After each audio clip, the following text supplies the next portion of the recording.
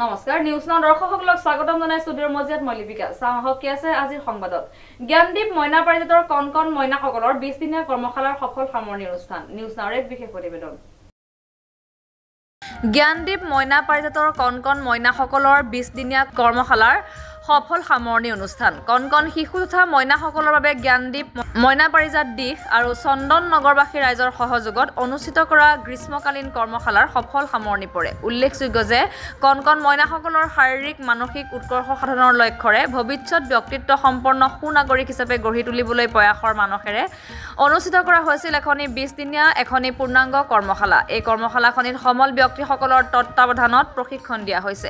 এই গ্ৰীষ্মকালীন কৰ্মশালাখনিত ছাত্ৰ-ছাত্ৰীসকলৰ কথা কণ মইনাসকলক শিকোৱা হৈছিল প্ৰাৰ্থনা শ্লোক যোগাভ্যাস ঘোষক ঘোষিকা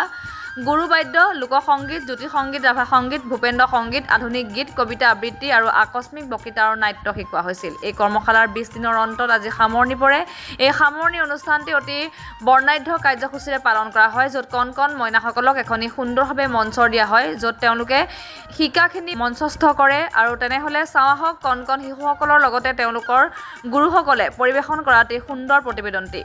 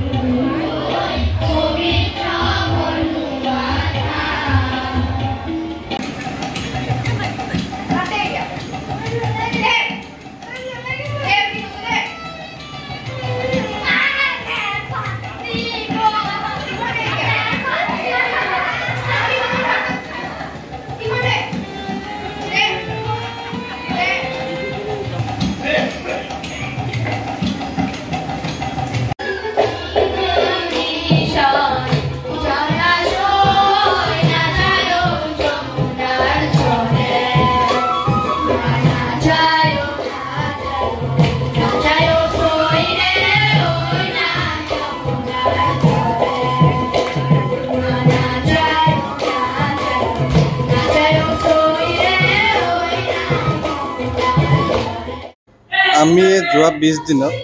যেটো চেষ্টা কৰিছিলো আসলতে আজি হেতু ফলটো পাইছো 20 দিন আমি যিমান কষ্ট কৰিলো আজি লৰাছালীখিনিয়ে কিন্তু তাৰ ফলটো আমাক দিছে ৰাইজে দেখিছে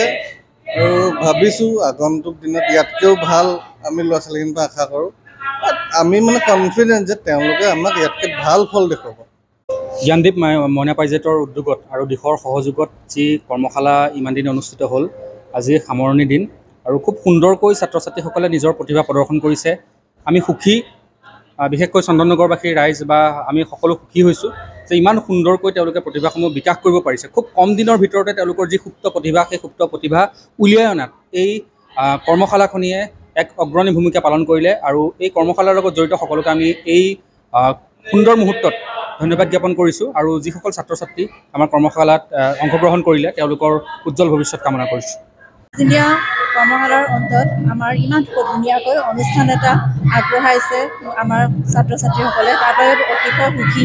আৰু আমাৰ ইয়াৰ মানে পেৰেণ্টছখিনি যিখিনি আমাক ইমান সহযোগ কৰিছে তেওঁলোককো মই ধন্যবাদ জ্ঞাপন কৰিব লৈছোঁ আমাৰ জ্ঞানদীপ মইনা পাৰিজাতৰ উদ্দেশ্য এটাই যে আমাৰ সৰু যিখিনি ল'ৰা ছোৱালী আছে তেওঁলোকৰ শাৰীৰিক মানসিক বৌদ্ধিক বা আধ্যাত্মিক সকলো দিশৰ যাতে বা তেওঁলোক যাতে যোৰহাটৰ পৰা অনুপম বৰাৰ প্ৰতিবেদন নিউজ নাও 24/7